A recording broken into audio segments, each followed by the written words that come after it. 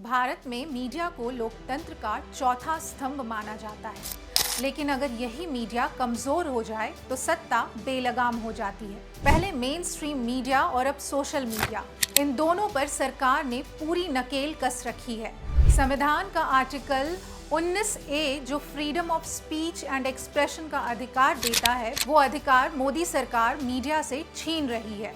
Media में इस सरकार का खौफ इतना बढ़ा है कि मीडिया हाउस मोदी की गोदी में जाकर बैठ गई है। लेकिन कुछ मीडिया हाउस जिन्होंने मोदी की गुलामी करने से मना कर दिया था, उनको मोदी जी ने डरा कर या खरीद कर चुप करवा दिया। एनडीटीवी इसका एक ताज़ा उदाहरण है। एनडीटीवी लगातार सरकार के खिलाफ आवाज उठाता था, देश के असली मुद्दों पर बात करता था, लेकिन हुआ क्या? मोदी ने चैनल के पीछे अपनी बी टीम यानी ईडी, सीबीआई, इनकम टैक्स लगा दी। फिर साल 2022 में खबर आई कि मोदी के परम मित्र अडानी ने चैनल का मालिकाना हक खरीद लिया है। आपको 2021 जुलाई में दैनिक भास्कर के दफ्तर में पड़ा इनकम टैक्स डिपार्टमेंट का छापा तो याद ही होगा।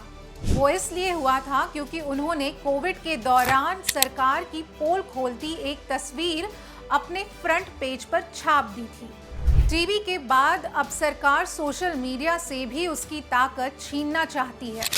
एलॉन मस्क ने भारत में हो रहे प्रेस सेंसरशिप को लेकर चिंता जताई है। मोदी सरकार को चुनौती देते हुए कहा है कि आगे आने वाले समय में सोशल मीडिया एक्स अपने सभी उपलब्ध कानूनी विकल्पों पर विचार करेगा।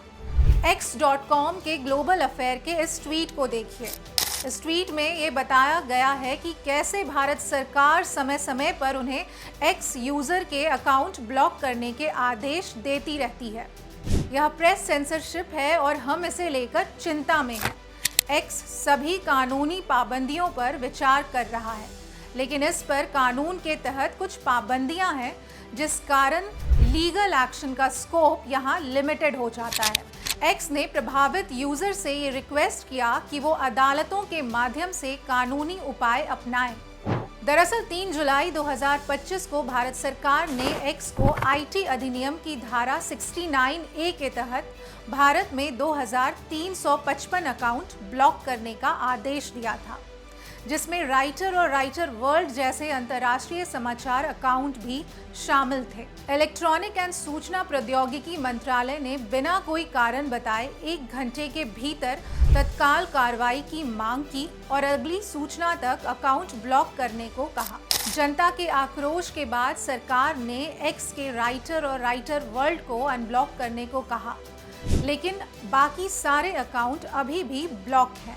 भारत में 2014 के बाद से यही हो रहा है। जब से भारत में मोदी सरकार बनी है, मीडिया की आवाज़ को या तो डराकर या खरीद कर चुप कराया जा रहा है।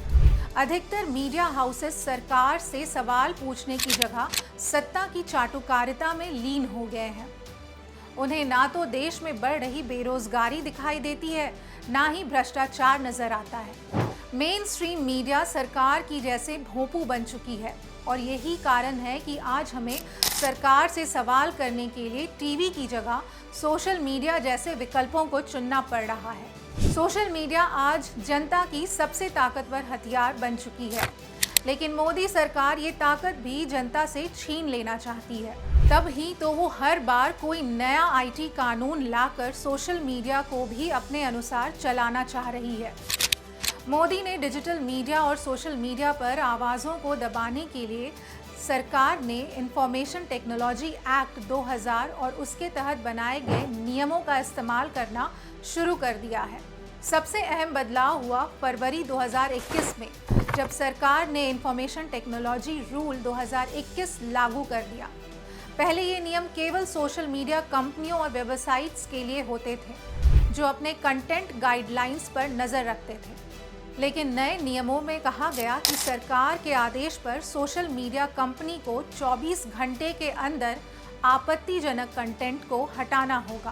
कंपनियों को भारत में एक नोडल ऑफिसर और चीफ कंप्लायंस ऑफिसर रखना होगा, जो सरकार के संपर्क में रहेगा। इस नियम में ये प्रावधान भी जोड़ा गया कि यदि यह अफसर या कंपनियां आदेश नहीं मानती तो उन पर क्रिमिनल केस चल सकता है। इसके साथ ही डिजिटल न्यूज़ पोर्टल को कहा गया कि उन्हें भी एक सेफ रेगुलेटरी मैकेनिज्म बनाना होगा, लेकिन बाद में इसमें सरकार ने कहा कि कंपनी ये तय करेगी कि कौन सी खबर ठीक है और कौन सी नहीं। इसके बाद साल 2023 में सरकार ने आईटी रूल में एक बार फिर बदलाव किया और लॉन्च कर दी फैक्ट चेक यूनिट, जिसका काम था डिजिटल मीडिया संस्थानों और सोशल मीडिया कंटेंट्स का फैक्ट चेक करना। मतलब अब सरकार खुद तय करेगी कि उसके खिलाफ क्या फर्जी है और फिर बिना कोर्ट, बिना अपील और बिना स्वतंत्र जांच के उसे हटाने का आदेश देगी। हालांकि मार्च 2024 में सुप्रीम कोर्ट ने इस पर रोक लगा दी थी, लेकिन सरकार हार कहाँ मानने वाली थी। उसने आईटी एक्ट 2000 में भी एक लूप होल ढूंढ ही लिया। यह लूप होल था आईटी एक्ट का सेक्शन 69A। इसके तहत सरकार राष्ट्रीय सुरक्षा, सार्वजनिक सुरक्षा और संप्रभुता को खतरा पहुंचाने वाली चीजों को टेक डाउन कर सकती थी। किसी भी वेबसाइट, पोस्ट या अकाउंट को ब्लॉक करने का आदेश दे सकती थी।